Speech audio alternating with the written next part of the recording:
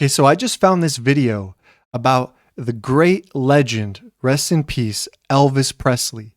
And this woman that you see next to me right now is the former Graceland maid.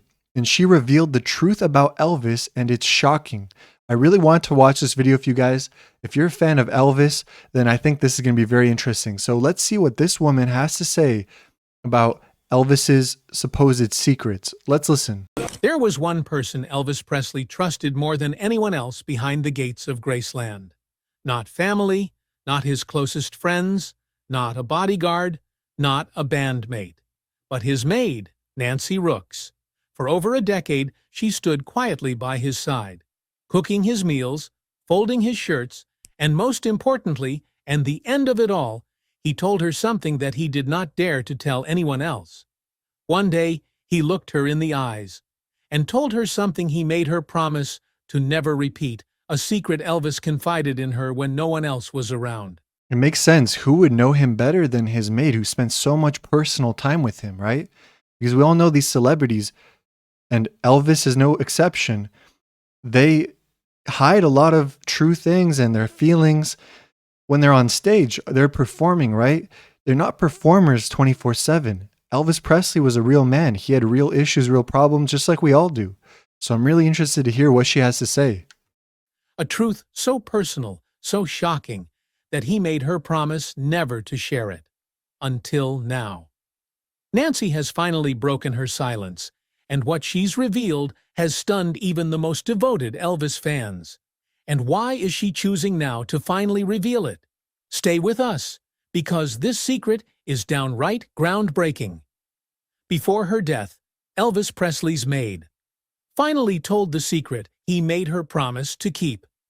There was only one person Elvis Presley ever trusted enough to share a truth he couldn't tell anyone else.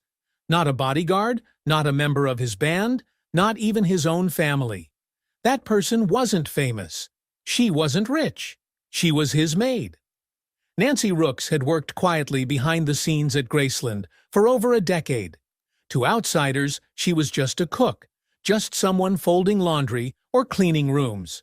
But to Elvis, she was something else entirely, a quiet witness to the man he became when the spotlight was off. She saw him when the crowds were gone, when the laughter faded, when the weight of being the king became too heavy to carry alone. And one day, in a moment of rare vulnerability, he looked her in the eye and entrusted her with a secret, one he made her swear to never repeat.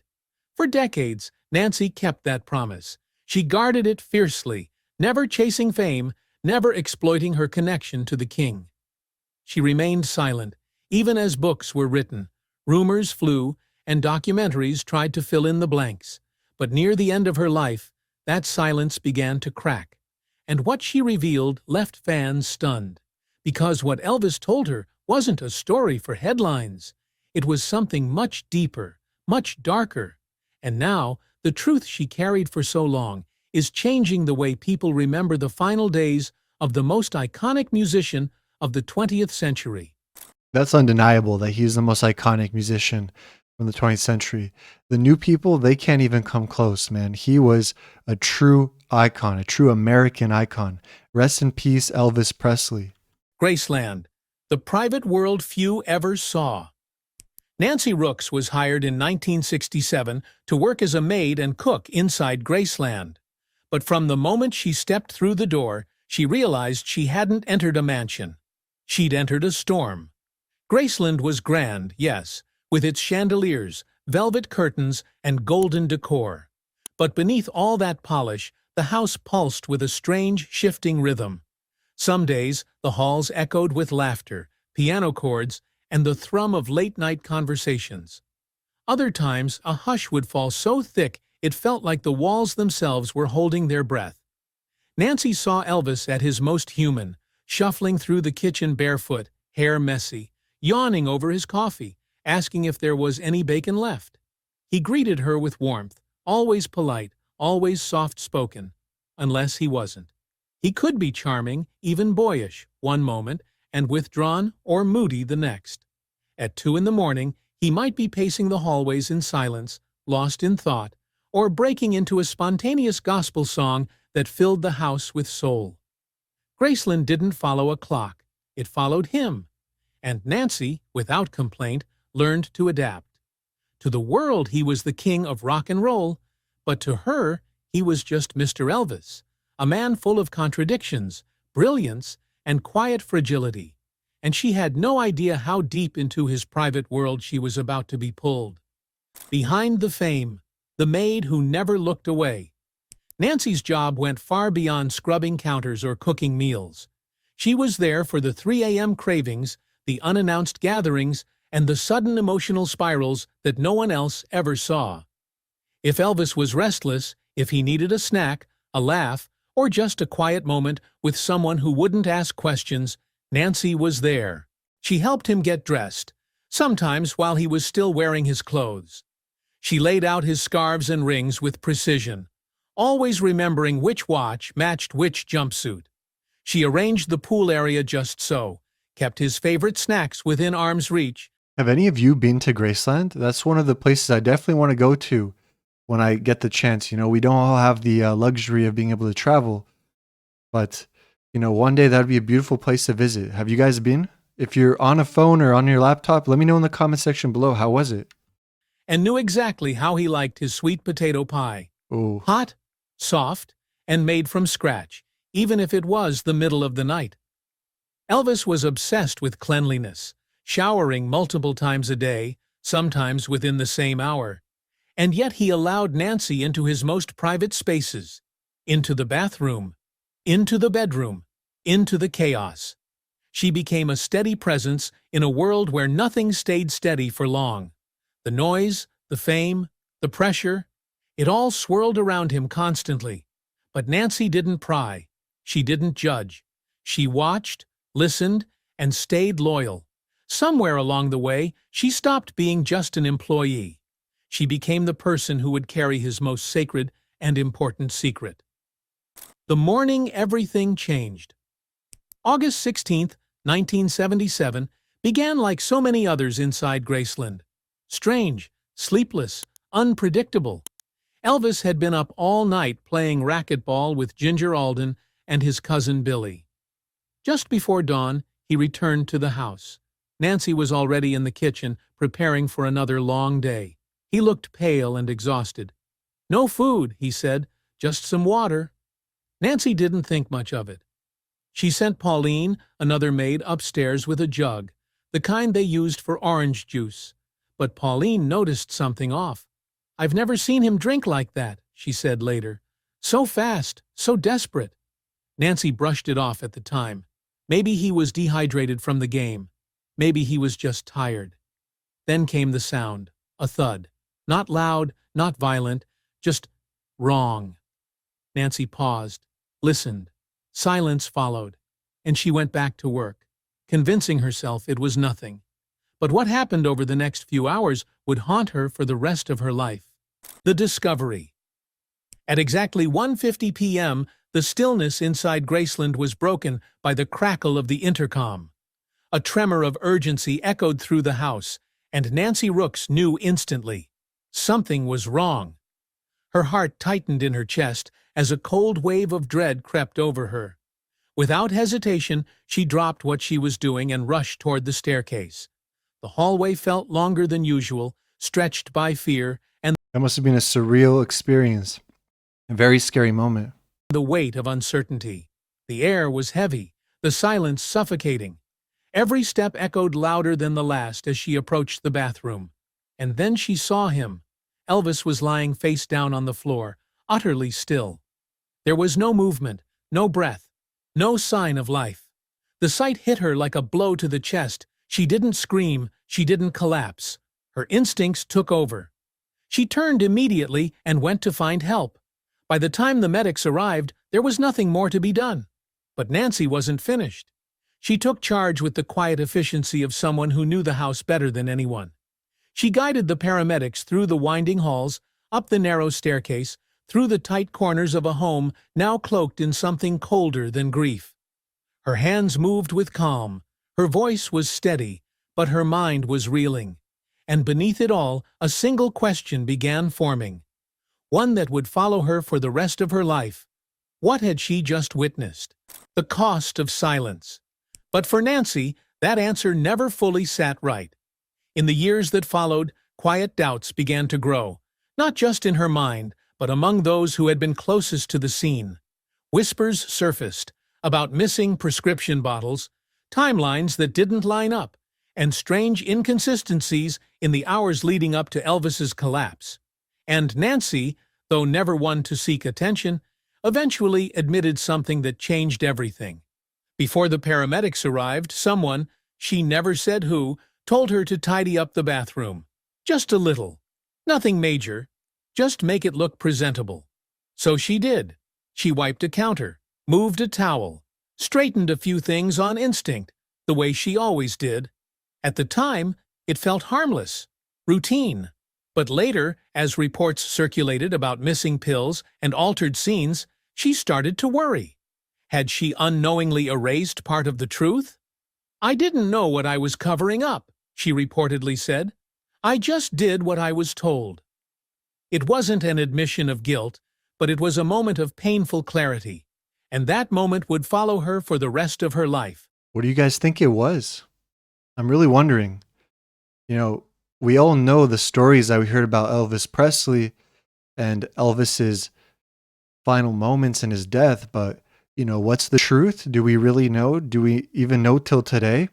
It's still a giant mystery. You Elvis fans out there, I'm sure you know even better than me. I'm younger, I missed Elvis, unfortunately, but I'm still a huge fan. And I wonder what you think. The rooms no one was allowed to enter. After Elvis's death, Graceland transformed from a private sanctuary into a public monument. Fans came from around the world, lining up in the heat just to glimpse the life he left behind. Tour guides walked guests past velvet ropes and roped-off rooms. Gift shops opened. Souvenirs and posters lined the walls. His voice played through speakers. His image was everywhere, but not everything was open. The upstairs remained off-limits. Oh. His bedroom, his bathroom, the very place where everything ended. It was sealed, sacred, untouched by flash photography and souvenir maps. Only a select few were allowed to go up there. Nancy Rooks was one of them. By the way, what a cool looking room, huh? I really like it. The green carpet's so cool. Each time she climbed those stairs to dust a shelf or fold a shirt, the memories would return. Vivid and sharp. The silence, the thud, the man lying face down on the cold floor. She didn't just clean the room. She relived it. She moved through those spaces not as a housekeeper, but as someone who had been there when the world shifted. Someone still carrying the truth, pressed quietly into the folds of her memory. And over time, that truth began to push its way to the surface. Because some stories don't stay buried forever. The secret comes out. In the final year of her life, something in Nancy Rooks shifted. She began to speak more openly, not in front of cameras, not to journalists, but to a small circle of people she trusted. Friends, former colleagues, people who had known her not just as Elvis's Wow, is that Elvis's gun collection right there? That's so cool. maid, but as the quiet woman who had seen more than she ever said. She didn't give dramatic interviews. She never went on talk shows. Selling secrets to tabloids was never her style. She wasn't chasing headlines. She was searching for peace. But even without fanfare, her words carried weight. She confided that Elvis had been struggling far more than the public ever knew. He wasn't just tired, he was worn down. She had watched him take medications that weren't always prescribed to him. Pills came and went, often brought in by others, sometimes swapped, sometimes forgotten in the rush. She remembered how he had started falling asleep in the middle of sentences, during meals, in the middle of conversations that had barely begun. People like Elvis, especially in this time, they pushed these guys to the limit and they almost couldn't function and they developed these dependencies. This reminds me of Hank Williams Sr. and how he tragically passed so early in his life because he was also dependent on these substances, because he was literally going from show to show. He had a driver and he would be, passed out or sleeping in the back seat.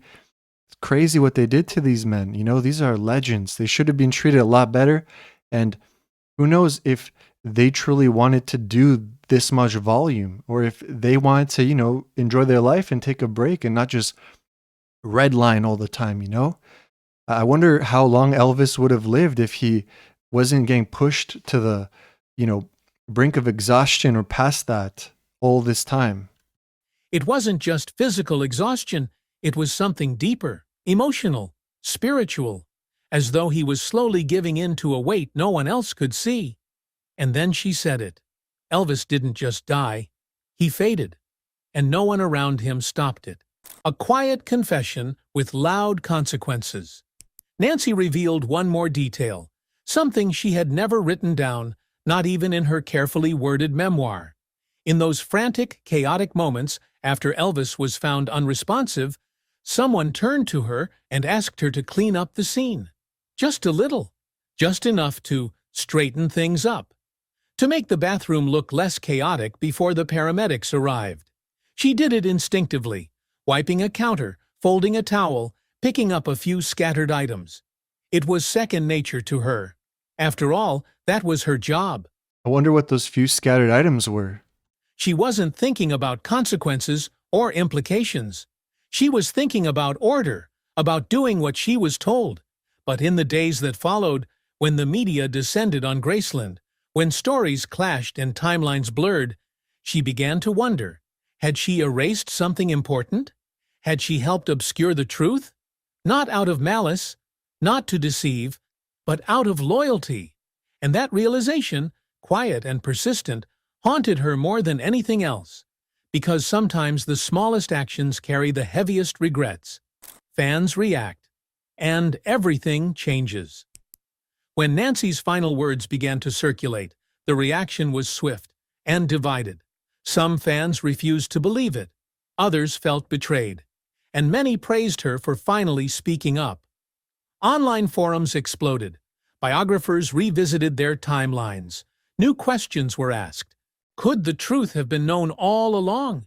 Did Nancy's small cleanup alter the official record? And who else knew? The Presley estate stayed quiet, but among the people who had worked at Graceland, those who had once shared Nancy's silence, something shifted. The truth had finally found a voice, a legacy of loyalty and honesty. Nancy Rooks never asked for the spotlight. She loved Elvis, not as a superstar, but as the man who once asked her to hem his pants while he cracked jokes. She kept his secrets. She protected his dignity. And in the end, she told the truth. Not to damage his legacy, but to honor it.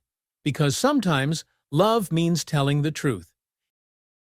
It's very interesting, guys. I love watching these videos about Graceland and about Elvis's past, things that they don't talk about or didn't talk about too much in the media before. And there's still so many things coming out. It's very interesting. I'm going to link to this original video in the description. If you like watching videos with someone, like for example with me, if you had a good time today, because I had a great time watching with you, I'm very grateful that you're here. Trust me, from the bottom of my heart, I'm so grateful that you watched this video with me. I like watching with other people, so if you do too, make sure you subscribe if you can, like the video, and if you see my face again on YouTube, click on it and let's watch again together. I really had a good time. Rest in peace, Elvis, and let me know what you think about Elvis and the Graceland mysteries and about the Graceland Maid in the comment section below if you can comment. See you guys.